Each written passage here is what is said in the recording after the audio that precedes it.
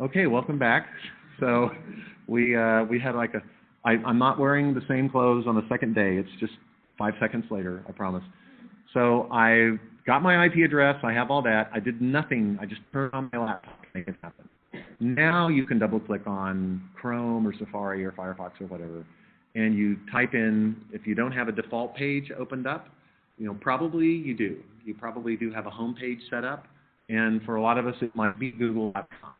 So just that very act is exactly like us opening the browser that does nothing, typing in google.com. We probably won't even type in www. It doesn't really matter. And we hit return. And so when we do, our browser code makes a socket call to TCP, because this time the browser wants to use TCP. And TCP requires that you pass it a number of variables. One of the things that you have to pass it is your source IP address, and we now know what that is. Another one you have to pass it is the destination IP address, and we don't know that. We don't know the destination IP address. So this is an issue. So I cannot make my HTTP request to TCP. I do not have the information. And believe it or not, the way we chose to design the scheme is it is not anyone else's responsibility but mine as an application to figure out the destination IP address. I don't get any help from the layers down below. I don't tell the IP layer I'm trying to get to google.com and then it goes and runs DNS for me. If I had to do it over again, that's what I would have it do. I would have IP handle that and build a database, but no, I have to go do it. So I run DNS. I have to make a DNS query. You'll make a DS resolve call. It depends on the version of Unix.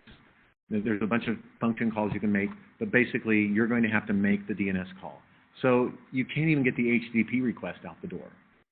So here you are in your HTTP code inside your server. Oh, wow, it sort of looks like Klingon or something. And I've gotten to the point in my code where I'm ready to build my HTTP datagram.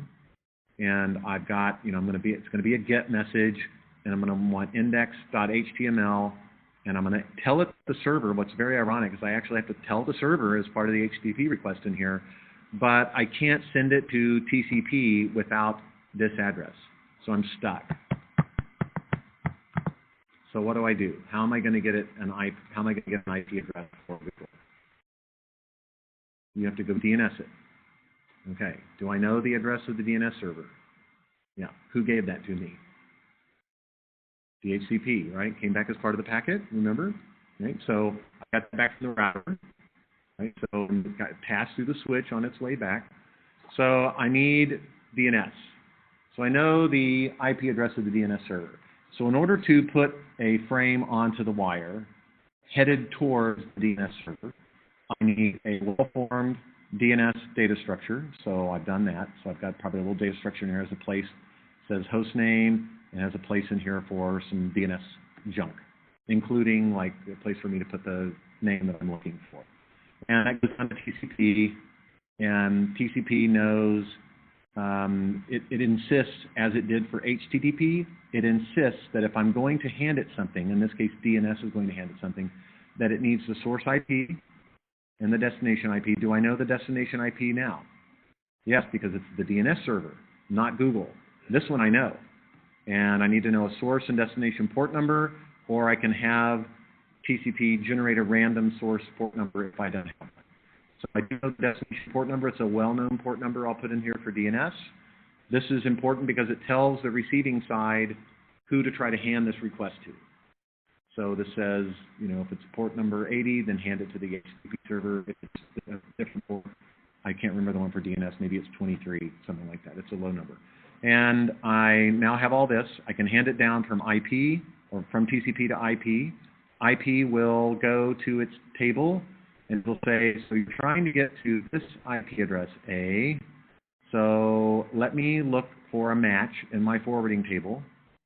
And I found one. It says to go out port A. So here's my router. And it's this guy right here. I have actual work to do. I looked at it, and the place you're trying to get to is not in this subnet. It's not in this blue part here. So I'm probably going to have to help you. So I'll look in my forwarding table. I will see where the destination is, and I'm supposed to send it out over here. The other thing he finds out in this forwarding table is what's the address of the next router. So there's a router sitting over here, and it's at Comcast, if you remember. And it has an IP address. So it's going to drop a frame on the wire, and it needs to get it to this router. So this could be a LAN with a whole bunch of different routers on it. Not usually, but it could be. So this router has the same problem you have. This router has exactly the same problem. He knows the IP address of the person he's trying to get your DNS request to. It's the IP address that was in his forwarding table. The forwarding table told him, I have an entry for the network for the subnet you're trying to get to. It says to go out over this port and get it to this person. This is the IP address of the next router. How did he learn the IP addresses? Remember with Dijkstra's algorithm and Bellman-Ford and the routers exchange data with each other? What they're accumulating are each other's IP addresses and the networks that they know how to get to. But networks are IP addresses. It's an IP. It's a layer 3 thing. So this is a list of layer 3 addresses that he's got. So can he drop this on the wire with the IP address? No. He has to build an Ethernet frame too. And his Ethernet layer insists that he know the hardware address that he's trying to get to. The Ethernet system couldn't care less what IP you're trying to get to. It doesn't use IP addresses. It uses MAC addresses. You need to know the MAC address of the router you're trying to get to. How is he going to learn the MAC address of this router? If you know the IP and you need the hardware address, what protocol does that? I'll give you a hint. It's in yellow on this very slide. Can you read it? How about now? How about now? Okay, it's ARP. ARP will do that. So he's got to generate an ARP request to figure out the hardware address of this router. And he needs the ARP address anyway because it turns out that your DNS request has a source IP address of you, the laptop. It has a destination IP address of whom it has the DNS server. So when this IP datagram makes it over to this router, these don't change. Remember that diagram? These stay the same as you go through this diagram. So even if he knew the hardware address or not, even independent of that, he can never put the router's IP address here because this is the DNS server, which is somewhere else in the world. So he is going to have to do this, but so will you. So backing up a little bit, you've created your DNS query. You had to do that because you needed the IP address of Google. And you needed the IP address of Google because HTTP was required to tell TCP what the IP address is for the site that you're trying to bring up a web page for. So it's like an onion. It's recursive. So now we have the DNS address. We will broadcast out an ARP query to say, I know I'm supposed to get this to my router, and I know the IP address of my router, but I don't know the hardware address of my router. So DNS is put on hold for a minute. It gets down to the IP layer, and IP will automatically generate an ARP query to say, quick, does anybody know the hardware address of this IP address? And the router will respond. So if you look at a Wireshark trace, you will see who has 128.0.0.5, tell me, tell 128.2.6.3. And usually an instant later, you'll say, send it to the hardware address. That's an ARP query that's in sort of English language because Wireshark translates it to kind of English language for it. But that's an ARP query. That's an ARP query. And so I think they're so common actually that I may have one. I may be able to get one here. Let's just see if we can get lucky. And what I will do is, no, it doesn't like uppercase. Here we go. See if I can find one. I may have to turn on promiscuous mode. I may not have it. So yeah, I don't. So this, you can't always find them. Sometimes they're hard to find. And it has a lot to do with the switch. What the heck? Come on. What is going on here? Why won't it let me? Here we go. Nothing there. How about boot P? Half the battle for me. Stop. Half the battle for me is remembering the syntax. Yeah, I didn't find it. So I'm going to open one. So I always keep a supply around. Let's go here and then down here. I'm not sharing this, so I have to be sure to share it as well. General, click here, and Wireshark. Do I have them? I hope I have one. Boot PR. And if I don't have one there, then the other place I go look is our PCAP file. And there's one site. There's Wireshark Wiki.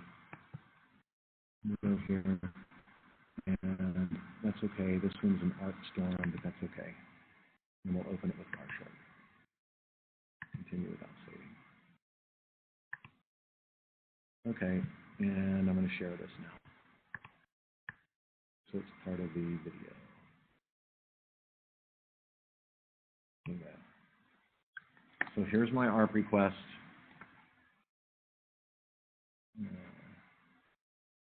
Translating head, go away. If I pick one of these, what you'll see is here's the sender's MAC, here's where it's going to, and I don't see the usual type of query in here that I normally would because this has been filtered because it's an attack. But you'll notice, look at the timestamp here, 25, 26, 27. There's a bunch of these happening each second. So this is a way of trying to attack some device. What's interesting is it's coming from a Cisco device, which is weird, and it's being sent to everybody. So it looks like somebody got into the router or the switch and hacked it and got it to just start broadcasting out lots of ARP requests. So the way this would probably happen, there's another way to happen, which is you just legitimately send this many ARP requests to your switch, and the switch forwards them on. So this person might be trace routing, might be wiresharking, not trace routing, wiresharking at the router, and so they see the requests as they come, having been forwarded by the switch. And so it looks like it's coming from the switch to them. That's one possible explanation. They're not impossible to find, but in more sophisticated organizations and better networks like the one Charles runs around here, they may filter some of that out. Okay, so meanwhile, I sent my ARP request, and the router, everybody on the network gets the ARP request because it's broadcast. If I knew the hardware address I was trying to get to, I wouldn't need to have made the ARP query. So I have to send it to everybody on the network. Everybody will get a copy of it. All the Ethernet NIC cards will look at it because it is a broadcast address. They will hand it up to ARP. Everybody runs ARP. This is not one where only one person's running the DHCP server and the rest of them drop it. The other thing that's different about this is ARP runs inside layer 3. It runs inside the network code. So Ethernet hands it directly to ARP. So it hands it to ARP, and let's say it's some random PC on the LAN, gets it, he looks at it, he goes, okay, it's an ARP request. It will look inside the ARP packet and try to figure out what's the destination IP address that you're trying to get a query from. And it says, okay, that's not me, so I can drop it. I don't need to do anything. But everybody has to process the ARP query. Everybody runs ARP code. So that's why it's a popular vector of attack. You can cause people to do work. The router gets a copy of it. He looks inside and he says, you know, it's not me. Maybe if it's looking for DNS, but in this case, it is me. It has my IP address inside. So I will respond to this user telling them, I am the person you want. And, you know, I am the Jedi you desire. So send things to me. So what this diagram doesn't show is it goes to everybody else. So the ARP reply comes back. What have I learned now? Where am I? Remind me where I am in my grand scenario. Have I sent my HTTP packet out yet? No. Have I handshaked with Google yet? Have I gotten my DNS reply back yet? I don't know google.com's web server's address, right? So what have I learned so far? The MAC address of the router. And why did I need the MAC address of the router? To send what? The DNS request. So now I can finish my DNS query. Can you believe this? Is this like crazy? So here's my DNS server. I told my router to forward these requests to me because here's the DNS server up here. I will have a little stash usually on the router of things that I've learned. My host will also have a little stash of things that it's learned. But in neither of these places has it learned Google's address. So it will need DNS's help. So it finishes sending this DNS request because in order to make the socket call, it needed the IP address. It had that from DHCP. In order to get it from IP to Ethernet, IP had to stop and get this guy's hardware address. And so he's now ready to build the Ethernet frame. And the Ethernet frame will have a destination address of the router, and it will have a source address of the IP at layer 2. At layer 3, the source address in opposite order will be the laptop, and the destination address will be the DNS server, right? So on Ethernet, because there's so many more frames and they come by quickly and we had to implement it in hardware, we put the destination address first so we can quickly tell whether it belongs to us or not. Kind of makes sense, right? It's like on a post office envelope. Right in the middle, bigger, where you're trying to get to. Up in the corner, smaller, is where you're coming from. Okay, so the router now takes a look at this. He's received a packet.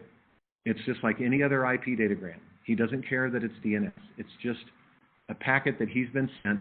It has a source address and a destination address. He notices these two don't have the same prefix. So he's given subnet mask information. He knows these two don't match. And be more specific, he notices that this destination IP address will not be found on the local LAN. It belongs to something else. It doesn't start with 6880, whatever the other number was over here, /24. So he's probably going to have to route it. So he goes to his forwarding table, and he looks until he finds one, and he says, yes, I see a network number that this would belong to, and it says what port to go out. Right here, go out this port. And I also see the next hop IP address, which is here. And I have a little ARP table that I built, so I already know his hardware address, let's say. So he built the Ethernet frame and he sends it along. He's done. That's it. He's finished. Okay, so I eventually get this DNS request all the way over to the server, and it fills the information in and sends it back. He sends it back all the way over to me. It just gets routed like any other packet, and the router also knows my ARP address because he's received some frames from me, and he knows my IP and my MAC address. All he has to know is to dump it on this wire. The switch gets it. If the switch hasn't been rebooted, he also knows where I am, and he will not send it anyplace else. If he's just been rebooted, in the meantime, he'll have to send it everywhere because he's lost track of which wire I'm on. Even though you didn't ask for it to be broadcast, even though you're sending it to a specific IP address into my hardware, if the switch doesn't know how to get there, he'll have to send it every place, just like the old days, and he'll figure it out. So I get my DNS request. I took advantage of forwarding tables that were built with a routing protocol, OSPF inside my organization, or routing information protocol, or ISIS, BGP running also on these edges of these routers here as well. So we use Dijkstra's algorithm for the inside and Bellman Ford for the other, et cetera. So this slide's going to fall off so I have red ink on it now. We're ready now to finish. We've got the IP address of google.com. And by the way, if it didn't have the address, it would have to go to all this stuff again to get to another DNS server. And that's typical, but not for Google. Everybody knows Google. It'll be in its DNS server. Google has a very short time frame for IP addresses, though, so it will have to go back to Google's DNS server frequently, like every 5 to 10 minutes. They're not there for an hour or anything like that. And Google can get away with it because they have so much infrastructure that having such a small number increases the risk that you will be unable to reach them if that server's down, but they have so many, they're never going to all be down. That's their logic. Okay, so I can finish building my HTTP request. And I was at the part of my code when we last left off where I was trying to make a socket call to TCP. And my socket call required destination IP address. I also know the destination port number, but that was 80. Everybody knows that. The user didn't tell me to use a different port, so I'm going to put that in there. I can now give it to TCP. So what's TCP going to do? First thing TCP is going to do is hang it. You still haven't sent your HTTP request. So you're still being held. You finally got here, and now you're being told there's another line. Talk about bureaucracy.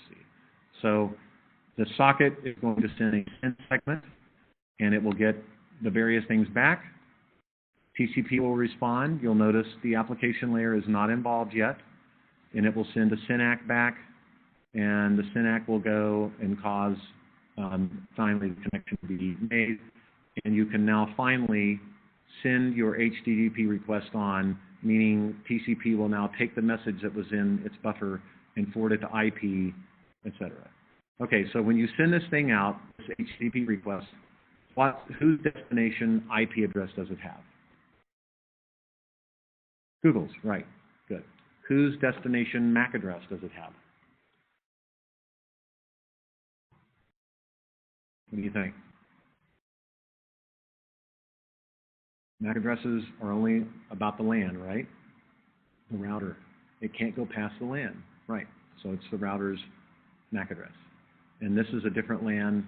So I don't like the way it draws these pictures. If I drew this blue one to draw it accurately, it should, let me draw the thicker line. It should look more like this. Very carefully picking up that one route, but not this one. This is not part of this LAN. It's part of this LAN. And I screwed it up now because I included too much. And here's a LAN, and here's a LAN, here's a LAN, and here's a LAN. So at every point, I send it from one hardware address to the next. And then the router has to figure out the MAC address. He'll use ARP. And so he'll get it over to here. And it'll just continue on LAN by LAN all the way across, 40, 50, 60 hops, however many it takes to get to Google. All of that. And if I come over here and share Google Chrome and say new, how long did that take? It had to do all of that. All of that. How many packets? 50? 20? If you add up all across the internet, hundreds? All. And then there's content. There's objects on these pages. There's a graphic here, a Google graphic. And this stuff down here. You know, so you can see I was watching the World Cup this morning. Japan scored in the first few minutes against Colombia. Now I'm dying to see like who. But I did see a guy wearing a Columbia jersey walking across campus, so I'm having a better day than he is. Okay, so all that happens that quickly. All right, so you'll have a final question on this. I'm trying to give you a couple in homework, but it's a little boring, hard to do it in homework. The best thing I can tell you is there's a section in the book specifically on this topic called A Day in the Life. And if you read through that a few times, you'll know when you kind of got it. And if I ask you questions like, you see a packet on the network that has a source IP address of all zeros, what kind of packet, what kind of protocol is that running probably?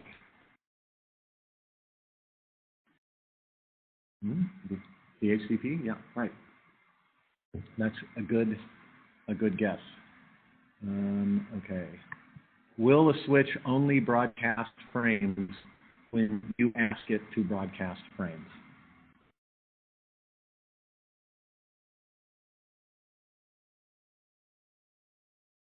Yeah, until if it doesn't know where something is, it will broadcast it. Very good. Very good. How do you ask a switch to broadcast a frame? What destination MAC address do you use to signify broadcast? All ones, but how do we write that for a MAC address? It's hex. Yes. Right? And if I ask you a question like that, you never, on any of my tests or things, you never have to write the whole thing out. Just say that. I'll always take it. And at IP, how do you signify broadcast? 255. Good. All ones is still the correct answer. So I'm glad we don't use base 255 or hex for both of them, or it'd be horribly confusing. We wouldn't really know how to do it. So fortunately, we needed a different number of addresses to do that. Okay, so that's how you got it. You got your web page. That took pages and pages to get that done. All right, let's move to wireless networks. And this is actually fun. One of the weird habits I have as a human being, having suffered the affliction of obtaining a bell-shaped head, which is what I was informed by my colleagues outside the phone company that I was going to have if I worked for them too long, that you would start thinking like people that work for the Bell telephone system, and they call it having a bell-shaped head, which if it weren't so damn funny, I would be really offended. But this is one of those examples of where they are absolutely correct. So let me look through and just make sure. Okay, so let me see if I can share this while I do this. We'll start off with something kind of fun. I'll share my screen. Okay, so these are antennas. These take cables from the ground, and you can see the cables running right in the middle of this tower, and they move up to the top, and then they have these antennas in some sort. This one is really, really interesting because it's the only one I know that still remains, and it's in Houston. And I travel all over the world. So not all over the world, but south and east, just not west. I don't go to Asia. These are old style phones. You notice they have a 45-degree angle here. So there's a emitter in the bottom of this cone, and it sends a radio signal up. It reflects off of this, this surface, and it causes the signal to go out horizontal to the ground, off in whichever direction the horn is pointing. But it also acts as a collector, because if you aim a signal carefully at this, and it's close enough, it will collect it in this cone at the bottom, concentrating the energy hitting this large surface down to one hitting just the cone at the bottom, and you'll have your signal. So this is a point-to-point network. Nobody uses cones like this anymore. And it's an AT&T tower, and it's up in Montgomery County off of 45. You can see it if you drive out of town. Just look for the Denny's or the Walgreens or the X. I actually tried to find this on the map after I got home, and I had a really hard time doing it. These are much more common microwave towers. This is a big Telmex building. But what do you notice about this giant structure up here? Tell me some things you notice about it.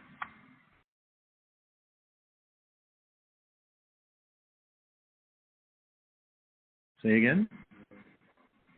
The box has got multiple layers. So there's a lot of space here, right? Are they using it? A little. There's room on here for probably 100 of these codes.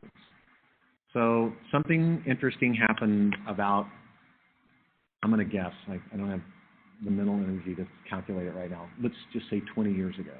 It was longer than that. There was a dot-com boom. So one of the big crashes in the stock market that's happened over the past 50 years was one when everybody thought that dot-coms were going to make them rich. So I was lucky enough to buy Netscape stock on the first day it went public because I knew what was going to happen.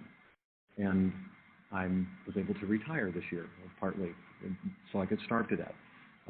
But that was fun being kind of early in on that, because a lot of people came later and they started putting millions of dollars. And one of the things that people thought was going to be an explosion was the need for fiber. And so they built the world, they covered it with fiber. Hundreds of billions of dollars of fiber were laid. It's just unbelievable. And I think, in fact, I can show you a little bit of what's even happened under the ocean. Let's see, messages from the deep. Kinsey, here we go. All right, let's see if I can find this thing, builtvisible.com. Okay, so this is about how the United States Navy wiretapped all of the communications between Soviet submarine bases and submarines for years and years and years. But that's not why I'm showing this to you, although that is interesting. Oh, damn it. It did not look. Oh, come on. You guys are showing me. So the map, it's probably they took it down because the story's kind of old. But you can still get some data here. In 1989, there were 8 undersea cables, well, that they were willing to tell us about. And as time went by, we started seeing, like by 2007, there were a couple of hundred, and we went from 8,000 miles to 700,000 miles of undersea cable. So if we can find an undersea map, maybe we can get lucky and find one here. Yeah, this one's pretty good. This is pretty current. So who did this? Oh, it's the same company. Okay, well, that's why. It's exactly the same company. So this is what it looks like. And we had a really big earthquake. I can't remember if I told you guys this story or not, but I think I did. I can't zoom in too. Yeah, I can too. So it turned out that this was a particularly bad idea. All these cables basically run right here. And there was an earthquake, and the earth did this and just chopped them all in half. Have I told you this story? Yeah, so let's see if we can see ocean cable repair ship. Oh, I typed the wrong word. Let's try ship. So let's see if they'll show us a little bit of this stuff. There's some other ones out there. Oh, I don't want an animation so much, but it's the same company again, which is like starting to freak me out a little bit. Let's see if we can find. So there's buoys along the bottom, and what they'll do is they'll grab, this one they're going to grab it. So they'll grab the cable, and they'll pull it up to the surface, and, oh no, in this case it got cut. Okay, so that's what we, yeah, that's what we want to, and this happens once in a while. And what this ship should be trying to do is to fix it. So you go someplace else where there's enough slack left, and you pull it in, and then you begin to repair it. But I don't really want to see an animation of all this.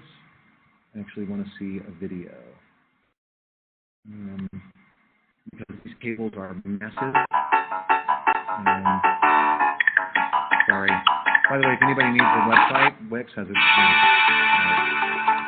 So let's see if I can silence this thing here.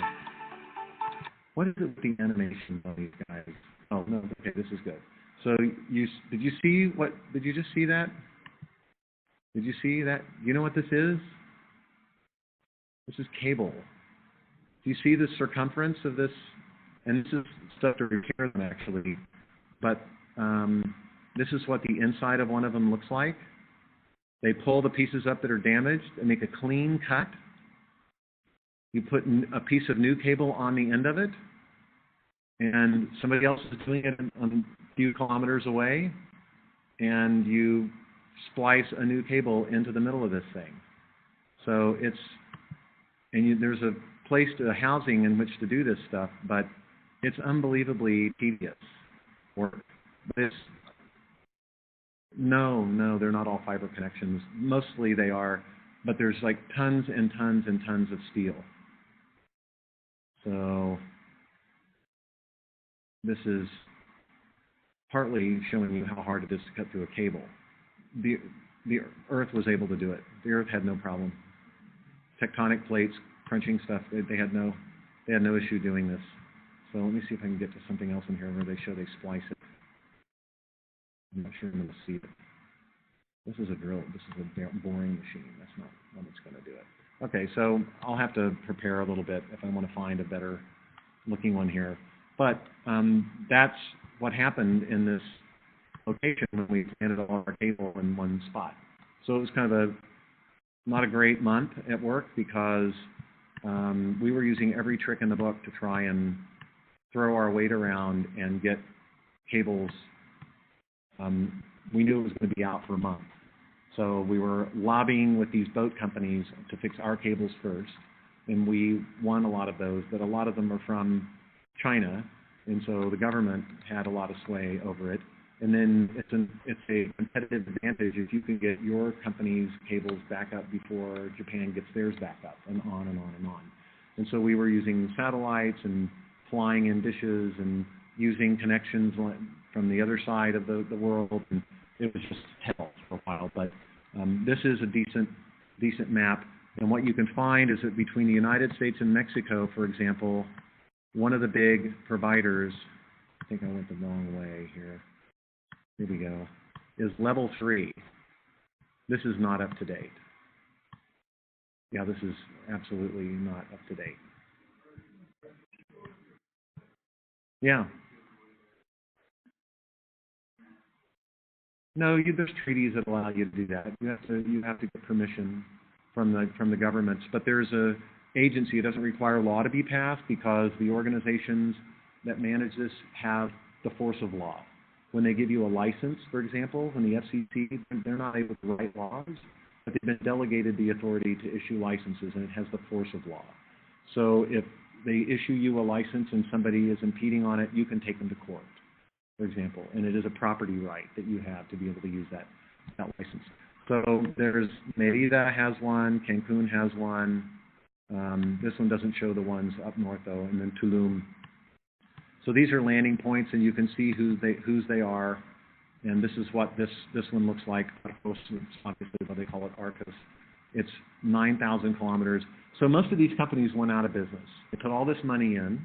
They built all this fiber, not just in the oceans, all over land as well. And the stuff kind of mostly went out of business, but what they left behind was this massive cable infrastructure. And so if I go back to our antennas, these shed most of their antennas because there was a lot more fiber. So the other thing that happened is people guessed wrongly and judged incorrectly that the electronics industry was not, I guess, going to keep getting faster and smaller and better. Like, who would make that bet? What kind of idiot would make that bet? They made bets that Dow Corning wasn't going to be able to make fiber better that could carry glass longer before it became so diffracted that you couldn't find your frequency anymore. Who would make that bet? That they couldn't find a way to improve it. And do you know how they make fiber, by the way? They molten glass in a tower and they drip it out. Yeah, it's just a long strand, and then they spool it up at the bottom. It's just like gravity. It's the only thing that does it. And they dope it. They put, like the Russian track and field team, they put drugs in it. They put chemicals in it to enhance its ability to carry light further. So they're experts. The people that make your mom's casserole dish, same company. It's a different division. So we shed a lot of this stuff. If you look through here, these are cellular antennas. These tall vertical ones. These on the left look a little weird. I'm not sure I would guarantee that. So I told you that I was weird and had a bell-shaped head. So wherever I go around the world, I take pictures. That's funny. I now know something. How to make everybody in your class all do this at once. Because that's exactly what you guys just did, is you all tilted your head to the left. So these are markers. Here's one that's near a hotel that I stayed at. Here's the same building. Here's a big array, but the same building we looked at a minute ago, I've lost it. It's over here somewhere. So we can go through this. Some of them are crazy. This is a really big one. This is the busiest one I've seen in Mexico. This is a very typical looking one, a cell tower. People rent space. You can get, a phone company will give you $10,000 more or less for you to sell them a chunk of your yard if they want to put one of those little pebblestone buildings in the back so they can run stuff up to a tower. But you'll see these markings around. This one is not very durable, but it's the way Telenex does it. It's a error marker, and they tell you a number to call. Here's a little personal microwave transmitter that probably don't have a license but should. Some of these are crazy. That's Telenex. I take manhole covers to see who the networks are around places. Yeah, this is the worst I've seen, I think. This is the one I was showing you before. So we're going to take a look at how some of this stuff works.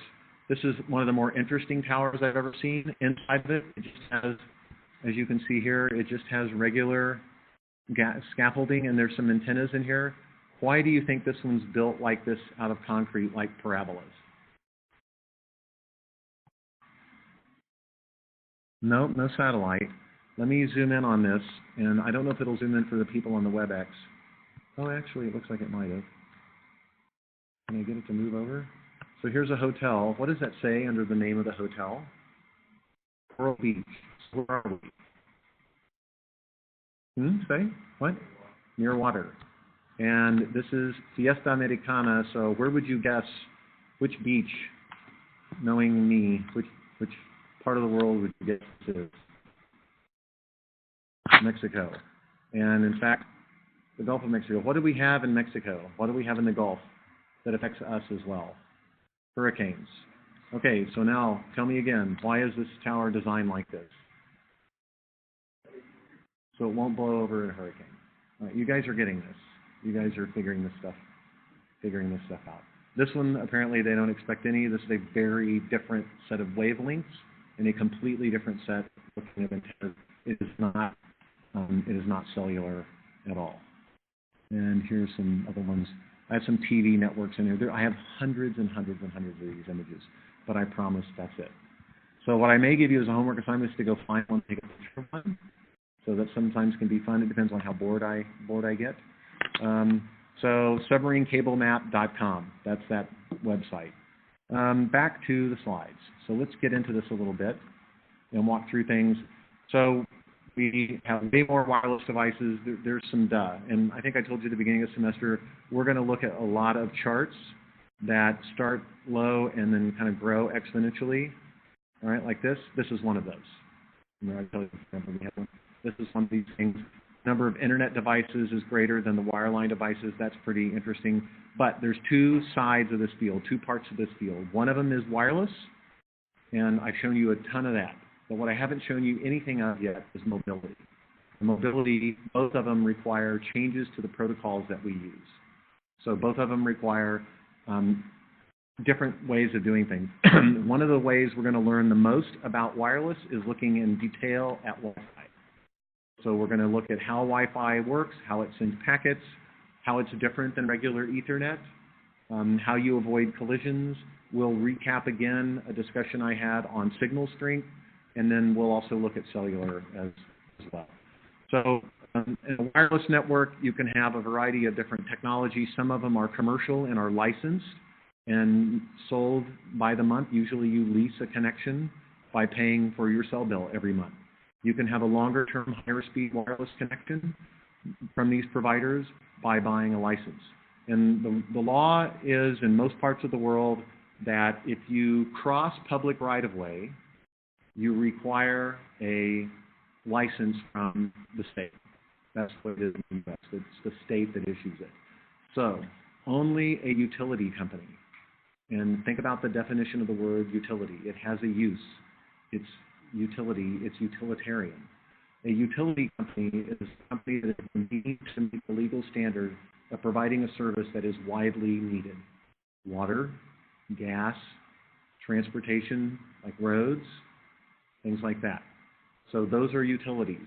And if you try to leave private property and cross into public right-of-way, into public land, like the sidewalk or the street, you can only cross it if you're a utility.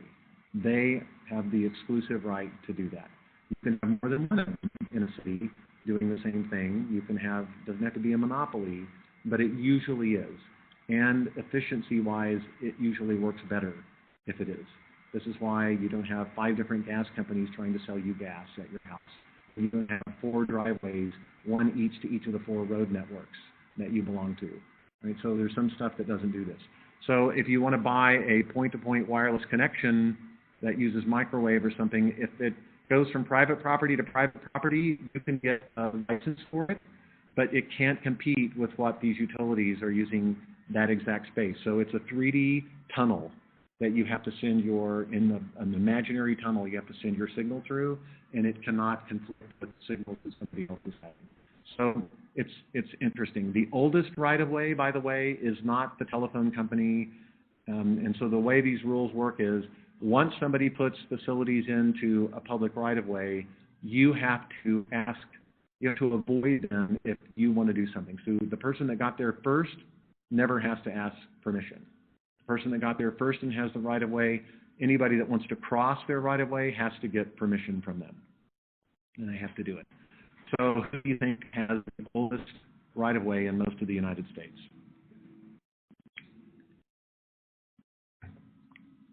What's the earliest utility you can think of? Before water, before gas, way before electricity, before roads. How did we get across the United States before roads, before the highway system? The interstate highway wasn't built until the 50s. When Eisenhower came back, General Dwight D. Eisenhower came back from World War II and saw that the Germans had built a combination road system and infinite runway to land their fighters. Every mile or two, I think it was a quarter of a kilometer strip, that was straight. So the road could be winding, but every kilometer, maybe a quarter of a kilometer, had to be straight so a plane could land. And that doubled, that's why we couldn't bomb their airstrips, because they were infinite. Just any piece of road the Autobahn is built this way. So he came back and sponsored, got the Congress to agree to legislation for the Eisenhower interstate system. That's who built the interstates. It was built by the military, basically. Not really by them, but partly for them, for our defense. Interesting, huh? Okay, so before that came along. We had to have World War II before that came. There was roots before that. We were 66 years old. People didn't have enough money to buy cars. Cars weren't around until the early 1900s. And they weren't really around in volume until the 1910s and 20s. So what's railroads? Railroads. Railroads, and the railroads have really wide right-of-way, 20 feet wide for a track, and it goes deep. So they have it down deep as well. So if you want to cross a railroad, you got to get permission. If you're working on an emergency basis, you turn in the paperwork and you make sure it's right, and you go ahead and dig your tunnel underneath. It's not a big tunnel. There's a machine, a boring machine, that can drill cable underneath the railroad track, and it will bend it at the bottom and have it come back up. With that amount of accuracy, a spot you can pick 30, 40, 50, 80, 100 feet over. It'll just pop right up there. And so there's machines that do that. And if you see them, they look like weird little tractors with angular, and you see them, if you guys start looking for them, you'll see them. And they have all these pipes. And it has a couple of wheels here, and it's the size of a small tractor, let's say. So there's rules for right-of-way. Things are unlicensed, like Wi-Fi, and of course there's wire connections, but that's not the topic of this chapter. So for all of these, there's usually a base. You're usually communicating as a client back to one spot for a base, and then it will be responsible for relaying things on from there. And there are ways of building wireless relay networks as well. And we'll talk about those more next time. We'll divide things up into three quadrants. There's mobile and wireless, and then within wireless there's Wi-Fi and then higher frequency spectrum things. The most interesting one to you guys is probably going to be the Wi-Fi, because that's what we're using right now. And when I show you what has to go on with Wi-Fi, and then we go and reload Google's page again, you're going to be like, oh, this stuff is really fast. Because when you see what has to happen on Wi-Fi, it's insane. This stuff, it's just like really good engineering work made it happen. But that's a good stopping point. We're going a little less time since we're in class, since people need to get in here. Questions? I will crank out the homework. Some of what we covered today, particularly IP stuff, will be on there. So I'm going to ask you guys to pick some numbers and then design a scheme for me. right, and just to get some practice. It's not in the book. All right. See you guys later. Bye-bye, everybody. Thank you.